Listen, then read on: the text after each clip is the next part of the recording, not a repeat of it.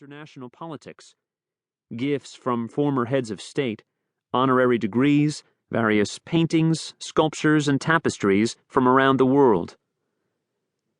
Among Ms. MacDonald's many mementos is a small, framed watercolor. It shows two Muslim women in full chador, veil and gown, walking down a city sidewalk, small trees in the foreground and mountains rising in the background. The painting is obviously the work of an amateur, out of place among MacDonald's museum-quality treasures.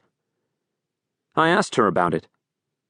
She told me that the watercolor was painted by American chargé d'affaires Bruce Langan during his 444 days of captivity in Iran. This streetscape, she explained, had been his only window on the world for the 15 months he was imprisoned at the Iranian Foreign Ministry. Langan had given MacDonald the painting as a token of his gratitude for her decisive role in rescuing his 6 American colleagues. This vignette speaks to the broader pattern I encountered at every stage of my research, of enduring personal attachments forged in cruel circumstances. Ken Taylor and Bruce Langan have remained good friends since their time in Tehran together, as have retired Canadian diplomat Roger Lucey and 2 of the Americans he helped to rescue, Mark and Cora Lyack. Flora MacDonald's collaboration with U.S. Secretary of State Cyrus Vance cemented a close personal bond that lasted until his death in 2002. Many of the politicians, bureaucrats, diplomats, and intelligence officers connected with the hostage crisis express identical sentiments, a profound sense of camaraderie, coupled with a deep reservoir of pride in what they accomplished together. A word on sources. Like many Canadian historians, I have benefited greatly from Federal Access to Information and Privacy (ATIP) provisions that allow for the opening, declassifying, of archival documents upon request. Our man in Tehran is largely based on hundreds of newly opened external affairs cables that moved between Ottawa, Washington, Tehran, and other world capitals in the period before, during, and after the hostage crisis.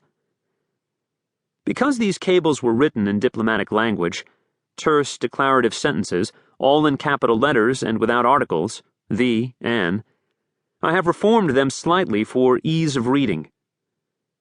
Articles have been inserted into cable excerpts without the use of square brackets.